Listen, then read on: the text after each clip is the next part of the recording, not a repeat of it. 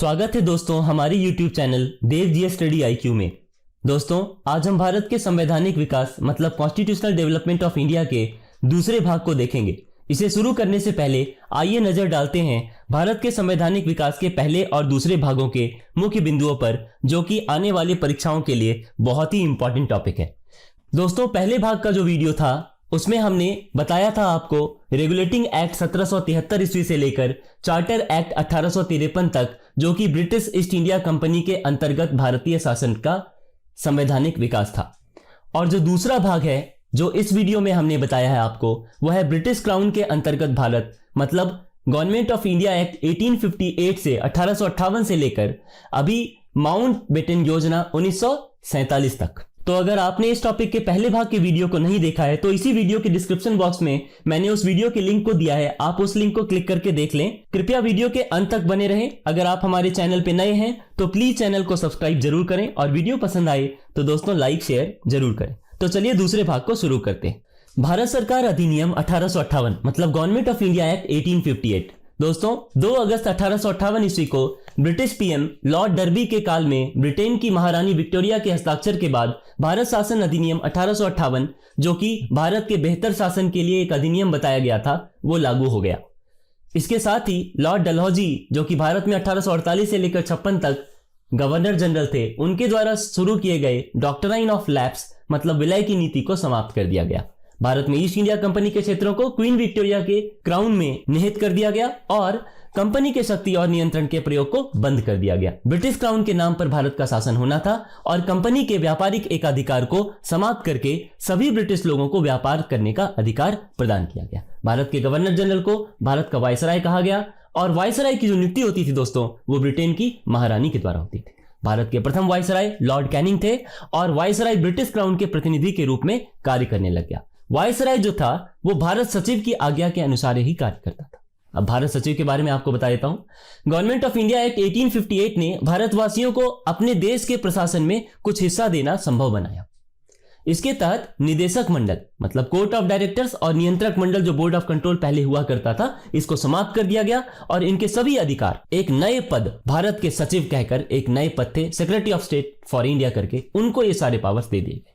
भारत सचिव को ब्रिटिश संसद मतलब ब्रिटिश पार्लियामेंट और ब्रिटिश कैबिनेट का मेंबर होना मैंडेटरी था। तो इस तरह first secretary of state for India जो थे दोस्तों भारत सचिव थे, वो थे लॉर्ड स्टैनले। भारत सचिव की सहायता के लिए 15 मेंबर की एक भारत परिषद बनाई गई और उस परिषद के कुल 15 सदस्यों में से 8 सदस्यों की नियुक्ति का अधिकार ब्रिटिश क्राउन को था और बाकी 7 सदस्यों की नियुक्ति का अधिकार ईस्ट इंडिया कंपनी के डायरेक्टर्स को दे दिया गया। मुगल शासक के पद को समाप्त कर दिया गया और इस तरह अंतिम मुगल शासक जो थे वो बहादुर शाह जफर थे। भारत के लिए गृह सरकार जो होम गवर्नमेंट के नाम से ये जो शासन बनाया गया, उसमें 2 लोग हो गए इस तरह, एक तो भारत सचिव secretary of state for India और दूसरा इंडिया काउंसिल मतलब भारत परिषद। और ये भारत सचिव जो थे उनको अपने कार्यों की जो एक्टिविटीज थी, उनकी जो एनुअल रिपोर्ट है वो ब्रिटिश पार्लियामेंट के सामने प्रस्तुत करनी पड़ती थी और इनका जो वेतन था और जो बाकी खर्चे थे वो भारत के राजस्व मतलब इंडियन रेवेन्यू से ही दिए जाते थे। दोस्तों वायसराय को अध्यादेश मतलब ऑर्डिनेंस इशू करने का राइट था, अधिकार था, पावर था और भारतीय परिषद के जो विधिक सदस्य मतलब लॉ मेंबर थे और जो एडवोकेट जनरल मतलब अधिवक्ता जनरल थे, उनकी नियुक्ति का अधिकार ब्रिटेन के क्राउन को दे दिया गया था। लॉर्ड कैनिंग ने पोर्टफोलियो सिस्टम यानी पोर्टफोलियो प्रणाली शुरू की और इसके तहत क्या था कि वायसराय की काउंसिल का जो एक मेंबर है उसको जब एक या एक से ज्यादा डिपार्टमेंट दिया जाएगा, मतलब उसको एक से ज्यादा डिपार्टमेंट का इंचार्ज बनाया जाएगा, तो वो ऑर्डर जो है वो काउंसिल की ओर से इशू कर सकता था। ठीक है, अब क्या है, कानून बनाने की प्रक्रिया में जो है वो 1861 में जो काउंसिल ऑफ इंडिया एक्ट आया, ठीक है, उसमें क्या हुआ, कानून बनाने की प्रक्रिया में भारतीय प्रतिनिधियों को शामिल करने की शुरुआत हुई। वायसराय लॉर्ड कैनिंग ने 1862 में विधान परिषद में गैर सरकारी सदस्यों के रूप में 3 भारतीयों, याद रखिएगा 3 भारतीयों को, कौन कौन, बनारस के राजा, पटियाला के महाराजा और सर दिनकर राव को मनोनीत किया था। तो डिसेंट्रलाइजेशन की शुरुआत यहीं से हुई दोस्तों, बहुत इंपॉर्टेंट है, याद रखेंगे आप। क्यों? क्योंकि रेगुलेटिंग एक्ट 1773 में जो सेंट्रलाइजेशन हुआ था वो अब डिसेंट्रलाइज होने जा रहा था और इस तरीके से मद्रास और बॉम्बे प्रेसिडेंसी को विधायी शक्तियां वापस दे दी गई। 1937 तक दोस्तों प्रांतों को संपूर्ण आंतरिक ऑटोनॉमी भी दे दी गई। सो विधान परिषदों का जो गठन हुआ, कौन कौन हुआ, कहाँ कहाँ हुआ? एक तो बंगाल में हुआ 1862, और दूसरा है आपका नॉर्थ वेस्टर्न फ्रंटियर प्रोविंस, उत्तर पश्चिम सीमा प्रांत 1866, और पंजाब में 1897 में हुआ। अब है 1892 का अधिनियम। केंद्रीय और प्रांतीय विधान परिषदों में गैर सरकारी सदस्यों की नियुक्ति के लिए लिमिटेड और इनडायरेक्ट इलेक्शन होने लगे, मतलब सीमित चुनाव। हालांकि चुनाव शब्द का जो यूज है वो अधिनियम में कहीं दिखता नहीं है, लेकिन वायसराय को आपातकाल में अधिकतम 6 महीने के पीरियड के लिए बिना काउंसिल के संतुष्टि के ऑर्डिनेंस मतलब अध्यादेश जारी करने का अधिकार भी दे दिया गया, और बजट पर बहस करने और कार्यपालिका के प्रश्नों का उत्तर देने का अधिकार विधान परिषदों को दिया गया। अतिरिक्त गैर सरकारी सदस्यों की संख्या केंद्रीय और प्रांतीय विधान परिषदों में बढ़ा दी गई। दोस्तों 1892 के अधिनियम के तहत केंद्रीय विधान परिषद और बंगाल चैंबर्स ऑफ कॉमर्स में गैर सरकारी सदस्यों के नॉमिनेशन के लिए वायसराय को पावर्स भी दिए गए, और सत्येंद्र प्रसाद सिन्हा, जिन्हें बाद में लॉर्ड सिन्हा भी कहा गया, वो गवर्नर जनरल की एग्जीक्यूटिव काउंसिल मतलब कार्यकारी परिषद के सदस्य बनने वाले पहले इंडियन थे। बाद में उन्हें ही बिहार और उड़ीसा प्रांत का फर्स्ट गवर्नर बनाया गया, और वो ब्रिटिश मंत्रालय के प्रथम भारतीय सदस्य तथा बंगाल के फर्स्ट इंडियन एडवोकेट जनरल भी थे। उन्हें 1911 ईस्वी में दिल्ली में आयोजित एक शाही दरबार में उन्होंने भाग लिया, और वहां पे कौन कौन थे? ब्रिटिश राजा जॉर्ज पंचम और उनकी रानी भी मौजूद थी। दोस्तों इस मौके पर 2 अहम घोषणाएं भी हुई। कौन कौन? एक बंगाल के विभाजन को रद्द करना जो कि 1905 में प्रभावित हुआ था, और दूसरा था ब्रिटिश भारत की राजधानी को कोलकाता से दिल्ली ट्रांसफर करना। इसके बाद है आपका इंडियन काउंसिल एक्ट 1909 1909 का Morley Minto reforms, Morley Minto सुधार। इस अधिनियम के तहत विधान परिषद में चुनाव मतलब इलेक्शन तथा secretary of state for India, viceroy के काउंसिल, बॉम्बे एवं मद्रास प्रांतों के एग्जीक्यूटिव काउंसिल में भारतीयों को जगह दी गई। इस एक्ट ने पृथक निर्वाचक मंडल मतलब सेपरेट इलेक्ट्रेट को स्वीकार कर मुसलमानों के लिए सांप्रदायिक प्रतिनिधित्व की एक प्रणाली मतलब system of communal representation for Muslims शुरू की। इसके तहत मुस्लिम सदस्यों को केवल मुस्लिम मतदाताओं द्वारा ही चुना जा सकता था, और सांप्रदायिकता को इस तरह से उन्होंने लीगलाइज कर दिया, कम्युनलिज्म को उन्होंने लीगलाइज कर दिया, और इसीलिए लॉर्ड मिंटो को फादर ऑफ कम्युनल इलेक्ट्रेट मतलब सांप्रदायिक मतदाताओं के जनक के रूप में जाना जाता है। इसके बाद आता है आपका भारत शासन अधिनियम 1919, मॉन्टेग्यू चेम्सफोर्ड रिफॉर्म्स भी कहते हैं इसको, मॉन्टेग्यू चेम्सफोर्ड सुधार। ब्रिटिश सरकार ने पहली बार 20 अगस्त 1917 को घोषित किया था कि उसका उद्देश्य भारत में क्रमिक रूप से उत्तरदायी मतलब रिस्पॉन्सिबल गवर्नमेंट की स्थापना करना था, और 1919 में भारत शासन अधिनियम बनाया गया जो कि 1921 से लागू हुआ। इस कानून को मॉन्टेग चेम्सफोर्ड सुधार भी कहा जाता है। मॉन्टेग उस वक्त भारत के राज्य सचिव थे, जबकि चेम्सफोर्ड भारत के वायसराय थे। तो द्विसदनीय विधान मंडल मतलब विधायिका की लेजिस्लेचर की शुरुआत हुई। इसमें एक लोअर हाउस था, ठीक है, जिसको हम केंद्रीय विधानसभा या सेंट्रल लेजिस्लेटिव असेंबली कहते थे, और एक उच्च सदन था जिसको अपर हाउस या राज्य परिषद काउंसिल ऑफ स्टेट कहते थे। तो नए सुधारों के तहत अब केंद्रीय विधानमंडल के सदस्य को सरकार से प्रश्न पूछने, पूरक प्रश्न पूछने, स्थगन प्रस्ताव पारित करने तथा बजट के 25% हिस्से पर, बजट के सिर्फ 75% पर अभी नहीं था, बजट के 25% हिस्से पर मतदान करने का अधिकार था। विधायिका का जो गवर्नर जनरल था और उसकी जो कार्यकारी परिषद मतलब एग्जीक्यूटिव काउंसिल पर कोई नियंत्रण नहीं था। और निम्न सदन में मतलब लोअर हाउस में 145 सदस्य थे जो या तो मनोनीत होते थे या इनडायरेक्ट रूप से प्रांतों से चुने जाते थे। इनका कार्यकाल 3 वर्ष का था, तो लोअर हाउस का कार्यकाल 3 वर्ष का था। और उच्च सदन मतलब अपर हाउस में 60 मेंबर्स थे, उनका कार्यकाल 5 वर्ष का था, और उनमें केवल पुरुष सदस्य को ही शामिल किया गया था। उसमें 26 मनोनीत थे और 34 निर्वाचित थे, जिसमें कि 20 जनरल, 10 मुस्लिम, 3 यूरोपीय, 1 सिख सदस्य भी थे।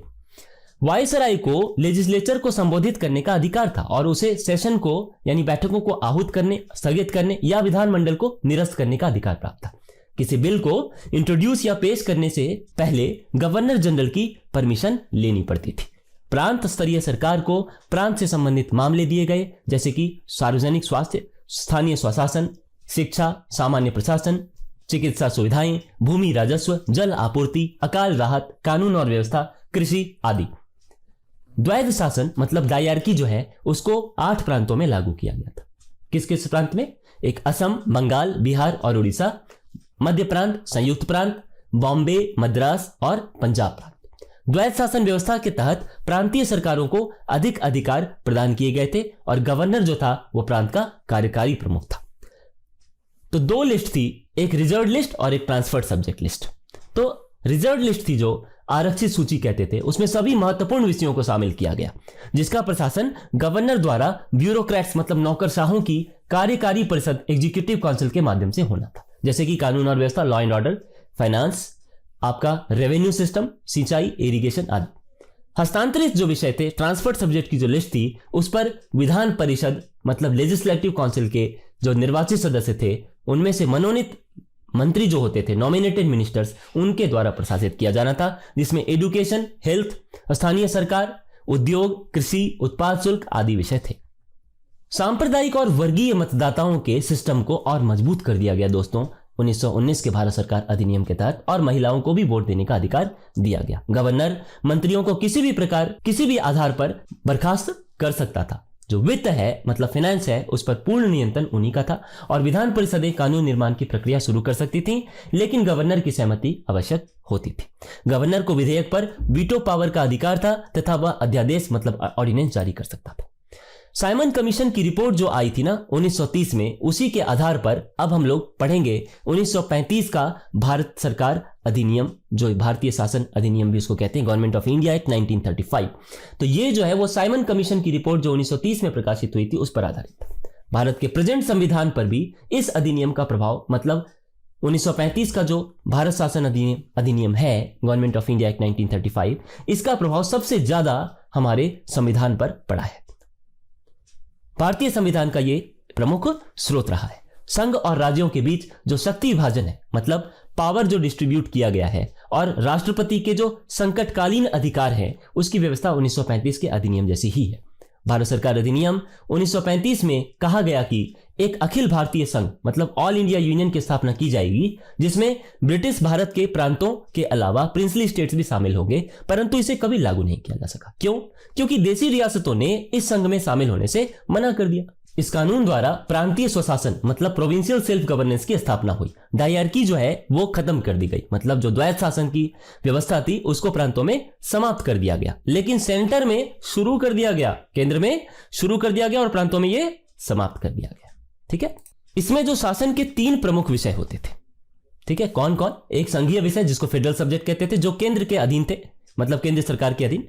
दूसरा प्रांतीय विषय जिसको प्रोविंशियल सब्जेक्ट कहते थे, जो पूर्णतः प्रांतों के अधीन थे। और तीसरे थे कंकरेंट लिस्ट मतलब समवर्ती विषय, जो केंद्र और प्रांत दोनों के अधीन थे। अब जो रेसिडुअल पावर्स जो और थे, जो रेसिडुअल सब्जेक्ट्स पे जो लॉ मेकिंग पावर्स जो थे, वो वाइसराय को दे दिए गए थे। भारत सरकार अधिनियम 1935 के तहत पहली बार जो डायरेक्ट इलेक्शन हुआ वो 1937 ईस्वी में हुआ। पुरुषों के समान महिलाओं को भी वोटिंग राइट्स दिए गए और विधानसभाओं के सदस्यों की संख्या में भी वृद्धि की गई। जो इलेक्टोरेट थे उनका निर्धारण सांप्रदायिक निर्णय जो कम्युनल अवार्ड 1932 का है दोस्तों, और पूना पैक्ट 1932 है, उसी के अनुसार किया गया। Secretary of state for India के इंडिया काउंसिल को समाप्त कर दिया गया, तो भारत परिषद इस तरीके से समाप्त हो गया। UPSC, provincial public service commission और ज्वाइंट पब्लिक सर्विस कमीशन, इनकी स्थापना इसी एक्ट के तहत हुई। इंपॉर्टेंट है दोस्तों। उड़ीसा और सिंध 2 नए प्रांत बनाए गए तथा उत्तर पश्चिम सीमांत प्रांत को गवर्नर के अधीन रख दिया गया। जवाहरलाल नेहरू ने इस एक्ट के संबंध में क्या कहा मालूम? कहा यह अधिनियम दास्ता का घोषणा पत्र है। उसी तरह जवाहरलाल नेहरू ने कहा कि the whole idea was as dead as doornail, और सर सैमुअल हॉर जो है उन्हीं को भारत सरकार अधिनियम 1935 के चीफ आर्किटेक्ट के रूप में जाना जाता है। इसी दौरान रिजर्व बैंक ऑफ इंडिया की स्थापना भी की गई और बर्मा तथा अदन को भारत के शासन से अलग कर दिया गया। ब्रिटेन ने सेकेंड वर्ल्ड वॉर में समझौते की नीति अपनाई और इसीलिए जो अगस्त प्रस्ताव 1940 है, जो अगस्त ऑफर 1940 है, ठीक है, उसमें क्या हुआ था? जो सेकेंड वर्ल्ड वॉर जब चल रहा था तो भारतीयों का सहयोग प्राप्त करने के उद्देश्य से 8 अगस्त 1940 को वायसराय लिनलिथगो ने एक अनाउंसमेंट की, उसी को हम अगस्त प्रस्ताव के रूप में जानते हैं। उसमें उन्होंने कहा कि भारत के लिए डोमिनियन स्टेटस उनका मुख्य लक्ष्य है और युद्ध के बाद कॉन्स्टिट्यूएंट असेंबली मतलब संविधान सभा की स्थापना कर देंगे और वायसराय की जो एग्जीक्यूटिव काउंसिल है, कार्यकारी परिषद, उसका तत्काल जो है विस्तार कर देंगे, उसमें ज्यादा से ज्यादा भारतीयों को लेंगे। उसके बाद आता है आपका क्रिस प्रपोजल 1942, क्रिस प्रस्ताव 1942। ब्रिटिश प्रधानमंत्री जो चर्चिल थे, उन्होंने एक मजदूर नेता सर स्टैफोर्ड क्रिप्स के क्रिस मिशन को 1942 ईस्वी में भारत भेजा और इसका मुख्य उद्देश्य था कि सेकेंड वर्ल्ड वॉर में भारत का पूर्ण सहयोग प्राप्त करना। डोमिनियन राज्य के दर्जे के साथ यूनियन ऑफ इंडिया मतलब भारतीय संघ की स्थापना की जाएगी, ऐसा इसमें कहा गया। भारत के लोग आजादी के बाद संविधान का निर्माण कर सकेंगे, यह भी कहा गया। और यह भी कहा गया कि भारत के विभिन्न प्रांत अपने अपने अलग अलग संविधान बना सकेंगे। क्रिस प्रपोजल 1942 में यह भी कहा गया कि भारत के पास राष्ट्रमंडल से मतलब कॉमनवेल्थ से अलग होने का अधिकार होगा और स्वतंत्र भारत के प्रशासन की बागडोर जो है भारतीयों के हाथ में दे दी जाएगी। महात्मा गांधी ने क्रिस मिशन के बारे में क्या कहा मालूम? यह आगे की तारीख का चेक था जिसका बैंक नष्ट होने वाला था, मतलब इसको एक पोस्ट डेटेड चेक करार दे दिया। जवाहरलाल नेहरू ने इसके बारे में क्या कहा? क्रिस मिशन के बारे में उन्होंने कहा जो क्रिस योजना है उसको स्वीकार करना भारत को अनिश्चित खंडों में विभाजित करने के लिए मार्ग प्रशस्त करना था। इसके बाद आता है आपका कैबिनेट मिशन 1946 का। जो तत्कालीन ब्रिटिश प्रधानमंत्री एटली थे उन्होंने कैबिनेट मिशन 1946 को भारत में भेजा और 24 मार्च 1946 को मतलब 24 मार्च 1946 को भारत की स्वतंत्रता और कॉन्स्टिट्यूएंट असेंबली मतलब संविधान सभा के गठन से संबंधित अपनी एक योजना प्रस्तुत कर दी कैबिनेट मिशन ने। इसमें 3 सदस्य थे, भारत सचिव लॉर्ड पैथिक लॉरेंस, व्यापार बोर्ड के अध्यक्ष स्टैफर्ड क्रिप्स और नौसेना प्रमुख एवी अलेक्जेंडर। उस समय भारत के वायसराय जो थे वो लॉर्ड वेवेल थे, उन्होंने कैबिनेट मिशन को सपोर्ट किया था, फेवर किया था, समर्थन दिया था। इसका मुख्य उद्देश्य जो था वो था भारत में पूर्ण स्वराज लाना। इसने भारत के लिए एक नया संविधान और एक टेम्पररी सरकार बनाने का लक्ष्य रखा। इस योजना में भारत को राज्यों, रियासतों, प्रांतों के 3 मंडलों में विभाजित किया गया। ग्रुप ए के अंदर मद्रास, बॉम्बे, संयुक्त प्रांत, बिहार, मध्य प्रांत और उड़ीसा, इनके लिए 187 सदस्य संख्या जिसमें कि 167 जनरल के लिए और 20 मुस्लिम के लिए थे। ग्रुप बी उसमें पंजाब, उत्तर पश्चिम सीमांत प्रांत और सिंध, इनके लिए 35 सदस्य संख्या जिसमें 9 सामान्य के लिए, 22 मुस्लिम के लिए और 4 सिख के लिए थे, तय किया गया। और ग्रुप सी में बंगाल और असम को रखा गया, इनके लिए 70 सदस्य संख्या, 34 सामान्य और 36 मुस्लिमों के लिए तय किया गया। संविधान सभा का गठन देश के विभिन्न प्रांतों के प्रतिनिधित्व को सुनिश्चित करते हुए हर 10 लाख की जनसंख्या पर एक प्रतिनिधि को नामित करते हुए करना भी कैबिनेट मिशन का मुख्य लक्ष्य था। इसके बाद आता है दोस्तों माउंटबेटन प्लान 1947। भारत के अंतिम गवर्नर जनरल लॉर्ड माउंटबेटन ने कांग्रेस और मुस्लिम लीग के नेताओं के साथ लंबे विचार विमर्श के बाद माउंटबेटन योजना जो 3 जून का प्लान भी कहते हैं उसको 3 जून प्लान, उसकी घोषणा की थी। 20 फरवरी 1947 को ब्रिटिश प्रधानमंत्री एटली ने यह घोषणा कर दी थी कि ब्रिटिश सरकार जो है 30 जून 1948 से पहले भारतीयों के हाथ में भारत की सत्ता को सौंप देगी। भारत को 2 देशों भारत और पाकिस्तान में विभाजित करने की योजना इसी माउंटबेटन प्लान 1947 के तहत पेश की गई और दोनों देशों की सरकारों को डोमिनियन दर्जे के साथ ब्रिटिश राष्ट्रमंडल का सदस्य बनने के फैसले का अधिकार भी दिया जाएगा, यह भी इसमें कहा गया था। इसमें यह भी कहा गया था कि जो हिंदू बहुल इलाके हैं वो भारत को दे दिए जाएंगे और जो मुस्लिम बहुल इलाके हैं वो पाकिस्तान को दे दिए जाएंगे। सो देश के 565 रियासतों को आजादी दे दी गई कि वो चाहे तो भारत में चले जाएं, चाहे तो पाकिस्तान से मिल जाएं और चाहे तो वो स्वतंत्र भी रह सकते हैं। दोस्तों इसके बाद आता है भारतीय स्वतंत्रता अधिनियम 1947। ब्रिटिश पार्लियामेंट ने 4 जुलाई 1947 को भारतीय स्वतंत्रता अधिनियम प्रस्तावित किया जो कि 18 जुलाई 1947 को स्वीकृत हो गया। और इस अधिनियम के मुख्य बिंदु क्या क्या थे?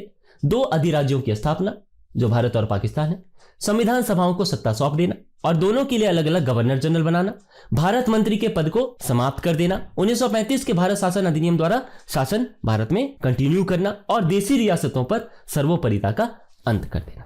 तो इस तरीके से दोस्तों आज की वीडियो में इतना ही। अगर वीडियो आपको पसंद आया हो तो प्लीज लाइक, शेयर और सब्सक्राइब जरूर करें। और मैं इसी तरह पॉलिटी, हिस्ट्री, ज्योग्राफी और जीएस के जितने भी इंपॉर्टेंट टॉपिक्स हैं दोस्तों उस पे वीडियोस लाता रहूंगा, तो प्लीज वीडियो को जरूर देखें और रेगुलर अपडेट्स लेते रहें। थैंक यू, जय हिंद।